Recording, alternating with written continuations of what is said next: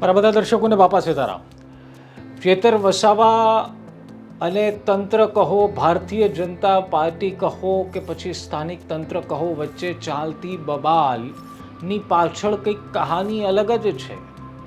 એક એવી બબાલની ચર્ચા આપણે કરી રહ્યા છીએ જેમાં કંઈ હતું જ નહીં એવી વાતો વચ્ચે કેસ પણ ફાઇલ થઈ ગયો, રિમાન્ડ માટે માંગ પણ થઈ ગઈ, અનેક ડ્રામા થયા અને જ્યુડિશિયલ કસ્ટડીમાં ચેતર વસાવાને મોકલવામાં આવ્યા. પરંતુ સવાલ એ છે કે શું આ અચાનકથી થયેલી કોઈ ઘટના છે કે પછી એ ઘટના થઈ અને એને પકડી રાખવામાં આવી રહી છે, અથવા તો મોટી દેખાડવાનો પ્રયાસ છે. પરંતુ શું કામ, સમજવાનો પ્રયાસ કરીશું. આપ જોઈ રહ્યા છો નિષ્કર્ષ. હું છું નિશિત રાજુગુરુ.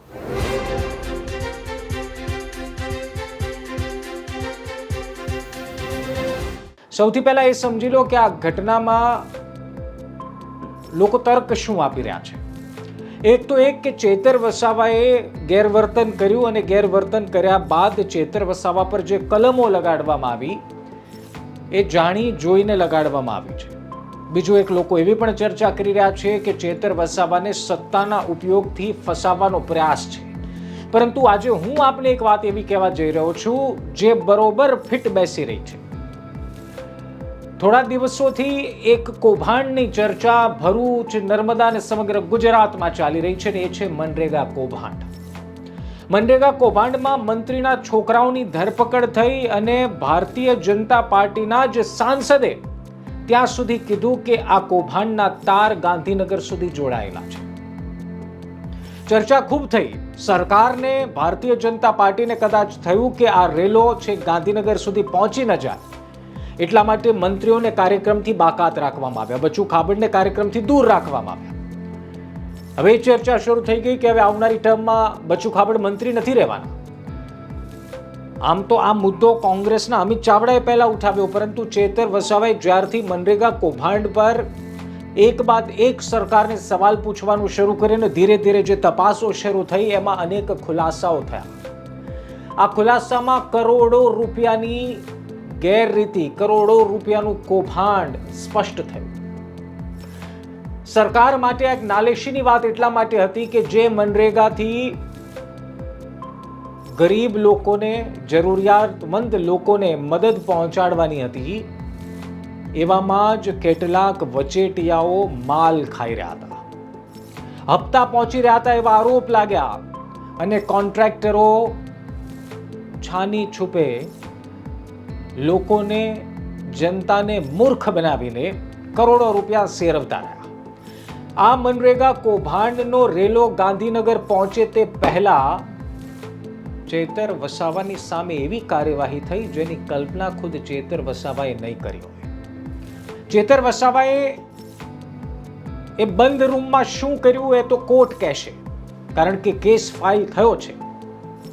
શું એમણે લાફો ઉગામ્યો? શું એમણે કાચનો ગ્લાસ ફેંક્યો? કારણ કે એફઆઈઆરમાં એવું છે કાચનો ગ્લાસ ફેંક્યો. ને ગજબની વાત જુઓ કે ચેતર વસાવા એક ધારાસભ્ય છે કે પછી આ ફરિયાદમાં કંઈક બીજું ચેતરવાનો પ્રયાસ છે, ખબર નથી પડતી. કાચનો ગ્લાસ ફેંક્યો, એક પોલીસ અધિકારી, એક પોલીસ કર્મચારી કે કોઈ કર્મચારીનો હાથ આડો આવ્યો, ગ્લાસ ફૂટી ગયો, પછી એ ગ્લાસનો કટકો લઈને જાનથી મારી નાખવાની ધમકી આપી, આટલું બધું થઈ ગયું. સવાલ નથી થતો કે આટલું બધું થઈ ગયું અને બહાર કોઈને ખબર પણ ન પડી? કોની હાજરીમાં થયું? ખેર, પરંતુ હવે કેસ થઈ ગયો છે ને તપાસ થશે. હવે ચેતર વસાવાએ આ કર્યું છે કે કેમ એ તો કોર્ટ નિર્ણય લેશે, પરંતુ એક વાત લોકો ચર્ચા કરી રહ્યા છે કે અંદર જે કંઈ પણ થયું, પરંતુ સરકારે મોકા પર ચોકા મારવાની પોતાની જે આ નીતિ છે એ છોડી નથી. કૌભાંડનો ક્યાંક રેલો ગાંધીનગર સુધી ન પહોંચી જાય અને કૌભાંડના કારણે એક બાદ એક એવા નામ ન ખુલી જાય કે જેની કલ્પના પણ ન થઈ હોય. કંઈક એવા નામ ન ખુલી જાય જે સાબિત કરી દે કે ઓહો, ભ્રષ્ટાચારમાં તો કેટલાક સરકારના લોકો જ લિપ્ત છે. આવા સવાલ ન ઉઠવા મળે એટલા માટે ચેતર વસાવાને આ રીતના ફસાવવામાં આવ્યા હોવાનો આરોપ લાગી રહ્યો છે. જો જ્યુડિશિયરી મેટર છે એટલે કે કોર્ટમાં પહોંચેલી મેટરમાં કોઈ નિર્ણય સાચો કે ખોટો અથવા તો ચેતર સાચા કે ખોટા એ નિર્ણય કરવાનું તમારું કે મારું કામ નથી ને કરી પણ ન શકાય. પરંતુ જે ડ્રામા શરૂ કર્યો હતો ગઈકાલે સાહેબ, એ ડ્રામાથી તો એક વસ્તુ સાબિત થાય છે કે ક્યાંક ને ક્યાંક તંત્રને, સરકારને બીક છે. નહીં તો એક વકીલને કોર્ટમાં જતા કોણ રોકે? એક વકીલને કોર્ટમાં જતા, જ્યાં વકીલ ત્યારે જ કહેવાય જ્યારે કોર્ટમાં જાય, જ્યારે પોતાના અસીલને ડિફેન્ડ કરી શકે, એનું કામ છે, એમને પ્રતિજ્ઞા લીધેલી છે. હવે એ જ વકીલને જો કોર્ટમાં ન જવા દે, એવો તો કયો નિયમ છે ને એવા કયા પોલીસના અધિકારો છે? પરંતુ ડ્રામા એક વાત, અરે હદ તો ત્યાં થઈ કે એક વકીલે દંડવટ કર્યા પોલીસને, પછી એમને અંદર જવા દીધા. શું હકીકતમાં એટલી મોટી ઘટના હતી? શું હકીકતમાં આ એટલો મોટો ગુનો છે કે આટલો બધો ડ્રામા થયો? શું આટલી ગંભીર ઘટના એ રૂમમાં ઘટી ગઈ? શું ચેતર વસાવાએ હકીકતમાં કાચનો ગ્લાસ ફેંકીને કોઈને જાનથી મારી નાખવાની ધમકી આપી? સવાલ તો એ પણ છે કે જે એફઆઈઆરમાં નોંધવામાં આવ્યું છે કે કાચનો ગ્લાસ મારીને હત્યાનો પ્રયાસ 109(1) કલમ લગાડી છે. તો ગોપાલ ઇટાલિયાએ જે સવાલ ઉઠાવ્યો, એ સવાલ પર નજર કરવા જેવી તો ખરી કે જો જાનથી જ મારી નાખવાના હતા તો કાચના ગ્લાસથી, એક ધારાસભ્ય કાચના ગ્લાસથી કોઈની હત્યા કરવા ઈચ્છે છે? કાવતરું.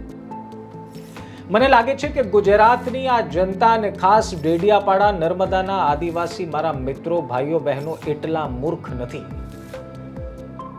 કે આ એફઆઈઆરમાં લખેલા શબ્દો પર આંખ બંધ કરીને વિશ્વાસ કરી લે. પરંતુ હવે કેસ થયો છે તો એની તપાસ થશે.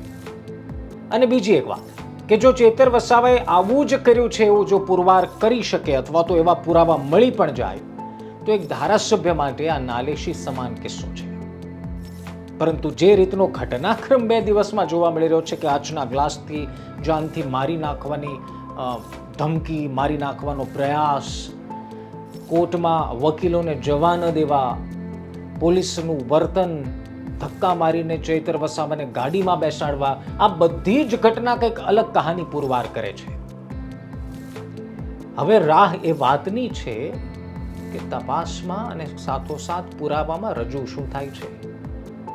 અને જો જે રીતના કોર્ટે રિમાન્ડ નામંજૂર કર્યા અને આ કેસમાં કોઈ સ્ટ્રોંગ એવિડન્સ નથી, જો આ કેસમાં કોઈ એવું ઠોસ તથ્ય નથી, તો આ કેસ કેટલો ટકી શકે એ તો હવે એક વકીલ જ આપને કહાની કહી શકે. પરંતુ એક તરફ આપ જુઓ કે કૌભાંડની તરફ ચર્ચા થવી અને બીજી તરફ અચાનકથી ચૈતર વસાવાએ કરેલી ભૂલ, એકંદરે માની લઈએ કે એમણે ભૂલ કરી અથવા તો જાણી જોઈને કર્યું, આપણે નક્કી નથી કરતા, પરંતુ આટલી મોટી ઘટના, કારણ કે મેં તો અને તમે પણ અને આખા ગુજરાતે ભારતીય જનતા પાર્ટીના સાંસદ, એ જ વિસ્તારના સાંસદને સરકારી કર્મચારીઓને મા બહેનની ગાળો ભાંડતા પણ સાંભળ્યા છે.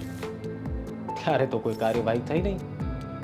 પરંતુ હવે એવી કાર્યવાહી થઈ રહી છે કે જેની કલ્પના અથવા તો જેનો વિચાર ચૈતર વસાવાના કે આમ આદમી પાર્ટીના એક પણ સમર્થકને પણ નથી. તમારું શું માનવું છે કમેન્ટમાં લખવાનું ભૂલતા નહીં. અને હજુ સુધી તમે ગુજરાત તક સબસ્ક્રાઇબ નથી કર્યું, મને ખબર છે. કર્યું હોય તો સારું છે, જો નથી કર્યું તો કરી લેજો. ફરી મળીશું એક નવા વિડીયો સાથે. ધ્યાન રાખો, મજા કરો. વાપસ